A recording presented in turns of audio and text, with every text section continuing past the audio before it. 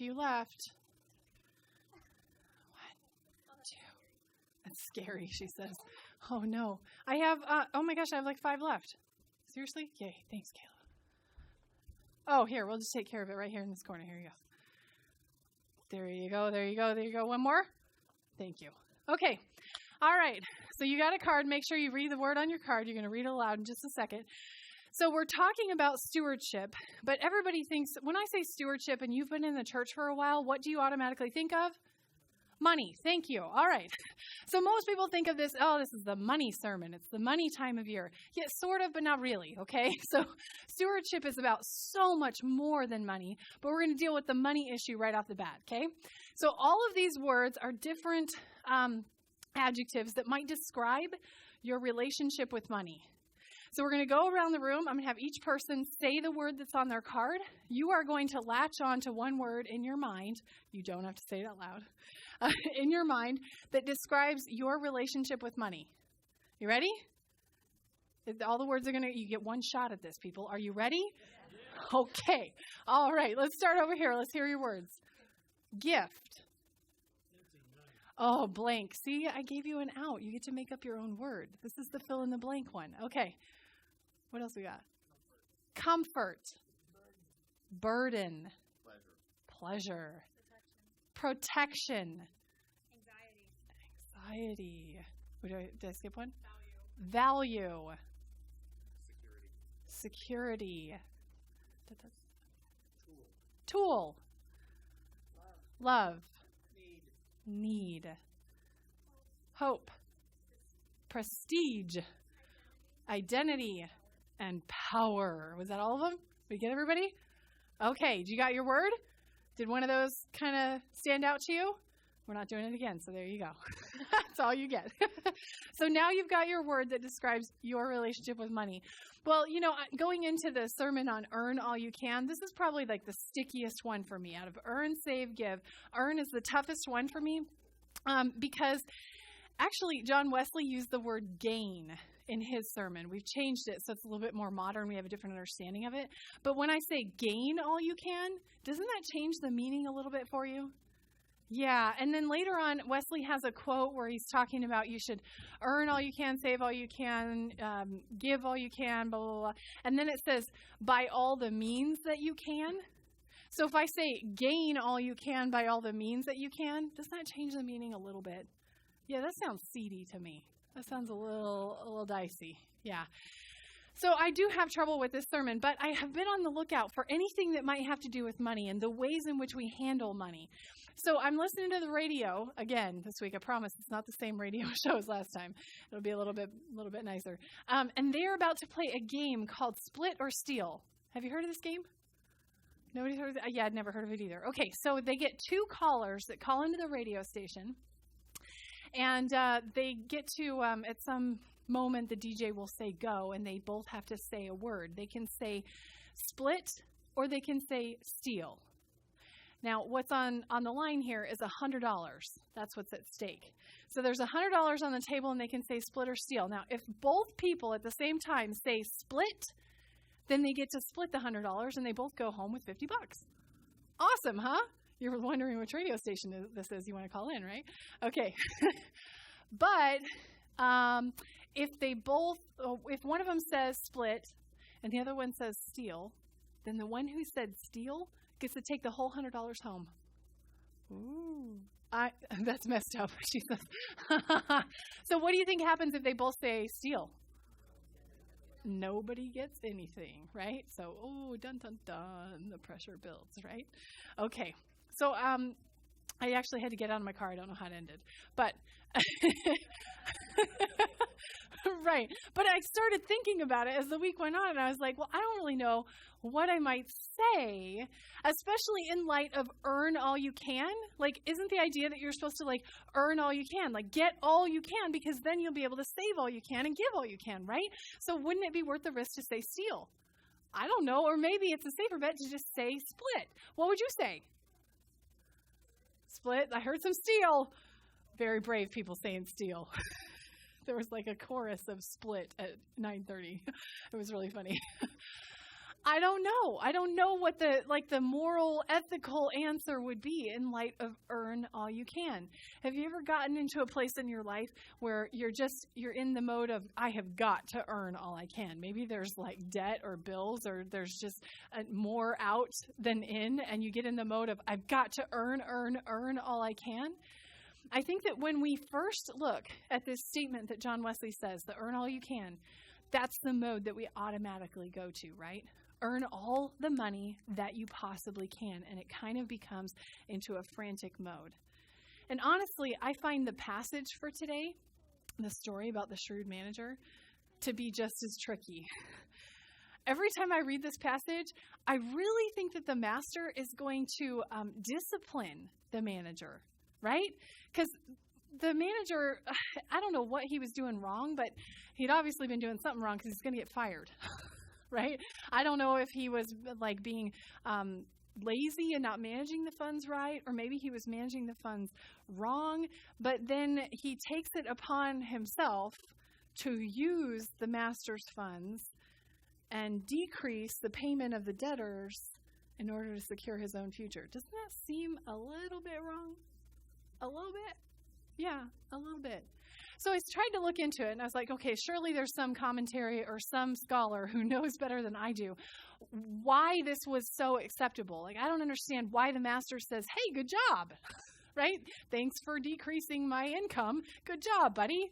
I don't think that any employer today would say that, right?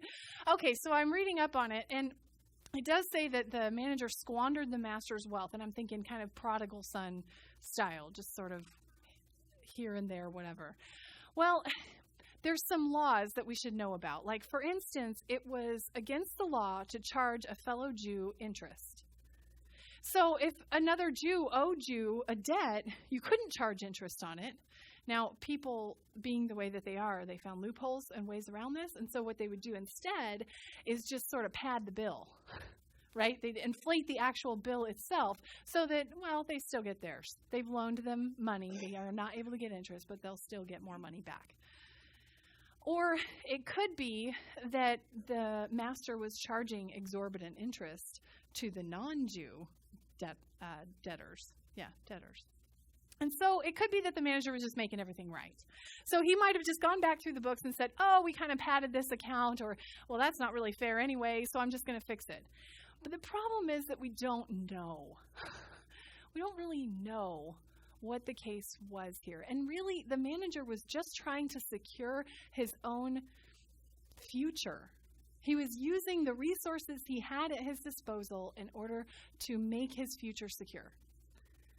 Which begs the question, does the end ever justify the means? I don't know. So I offer you an example. So there's a story about a church that got involved after a really big hurricane, and they were trying to rebuild a certain neighborhood. This was a long time ago, but we all remember Katrina, right? Okay, so Katrina is the most recent huge hurricane disaster that we can all remember. But what I'm talking about is when Hurricane Camille hit in 1969. When Katrina hit, I remember all the newscasters and everybody referring back to Hurricane Camille. So you can imagine they're kind of on the same level of devastation. So entire neighborhoods, entire towns, entire cities completely devastated by this hurricane. Lots and lots of neighborhoods, nothing left. So this church got involved and they wanted to help. They were going to help this one specific neighborhood, which happened to be a very poor community. And they wanted to do everything that they could to rebuild it. Well, that was all well and good, but then the federal government got involved.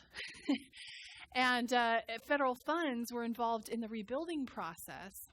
And well, the problem is that the church found out that before the hurricane had hit, even in 1969, this neighborhood did not have indoor plumbing. Indoor plumbing. No indoor plumbing in 1969. Can you imagine? Of course, the church said, well, that's just crazy. We should fix that. We're going to rebuild anyway. Let's just fix that problem. The federal government said, nope, we can't do that because whatever you rebuild has to be rebuilt just the same way it was before. Does this not incense anger in anyone? Come on. Hello. Oh my gosh. It's just crazy. So the church is saying, no, we have to rebuild it with, what's the point of rebuilding it without the indoor plumbing? The federal government says, no, it can't be. What would you do? If we were that church, what would you do? You'd do it anyway. Thank you. Be vocal, y'all. What would you do? You'd go ahead and do it anyway. Somebody at 9:30 said lie. Yeah, I'm serious. You want to know what they really did? Well, they kind of created their own loophole. So one of the church members went to like a junkyard and bought up all these old toilets. Lots of old toilets. One for every house. And some old plumbing, some pipes and stuff that no longer work. And went literally in the dead of night to that neighborhood and threw the pipes and the toilets into the wreckage. So then out comes the federal government. They do their assessment. Oh, lo and behold, everything is built with indoor plumbing. And it goes even higher than that, okay? So then like a church higher up came to the church a few months later, and they're doing an assessment, all the ministry and all the work that the church has done throughout the year. And that higher up heard the real story with the dead of night action, all that stuff in there too. Heard the real story and decided to let it slide and not say anything at all. Would you have done that? Would you have done the same thing? Does the end ever justify the means? Earn all you can gets really, really tricky when you think about how that actually plays out in your life. Proverbs 10:16 said, "The wages of righteousness bring them life, but the income of the wicked brings them punishment." So really, it's not wealth, but it's righteousness that assures life. And earning all we can is about so much more than money.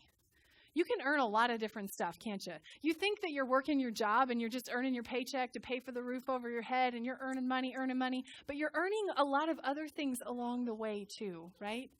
Because you can earn knowledge. You can earn common sense, right? Anybody who's ever made the wrong choice first, you earn common sense. You earn relationships. And you earn trust. In fact, I would say that it's harder to earn social capital. You know, like your image in the community and your relationships with people, it is so much harder to earn that than it is to earn money. So much more important. You ever heard this word vocation? Vocation is like your purpose in life, that thing that you do that you have been called to do, and you just have to do it. Once you feel like you've been called to do it. Sometimes we search our whole lives looking for that vocation. Sometimes we're lucky enough that our job that pays us money to put the roof over the head is our vocation. Sometimes we work the job and earn all we can so that we can live into our vocation in another way. So I've been reading this fiction book called Orphan Train. Anybody heard of Orphan Train? Or if you've read it? Anybody read it? Yeah? Cool. Yeah, you've read it? Awesome. You know, it's a story of actually two orphans. One is 17 years old and one is 91 years old. And it's a story of how they became orphans. And the 91-year-old woman, she was an immigrant from Ireland. And her family came across on a boat, and she's got all these siblings and her parents, and, you know, it's a terrible voyage, typical sort of story in Ellis Island, and they end up in New York City, and the new land is not everything that they thought it would be, right? And they start to even say things like, well, at least at home we had our family. You know, we were poor, but we knew everyone around us. And then the unimaginable happens, and there's a fire in their apartment building, and everyone in her family dies, and she's the only one who survives. And she's sent on one of these orphan trains. Have you ever heard of the orphan trains? They came out of the big cities, and they would load children who just had no more family in the world, load them onto the trains, and send them out to like open farmland, small towns in the Midwest, where the idea was that they'd be adopted into loving families, that they would find a home. As you can imagine, it's kind of a broken system. Maybe like some of the broken systems we have today. It didn't always work that way.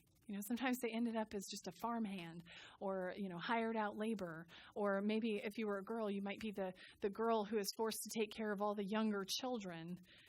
Sometimes they might be mistreated or abused or abandoned, neglected.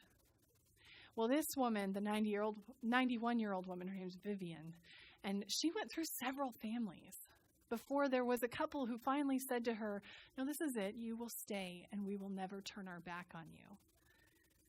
But you can imagine how hard that relationship was to build. Now, the 17-year-old girl, they met together as just kind of, circumstances that brought them together. But the 17-year-old girl has a similar story. And she went through 14 foster homes in 9 years. And the 17-year-old girl is given an assignment by her teacher to go out and interview someone and find out from them, ironically enough, about the ways in which they've handled transitions in their life.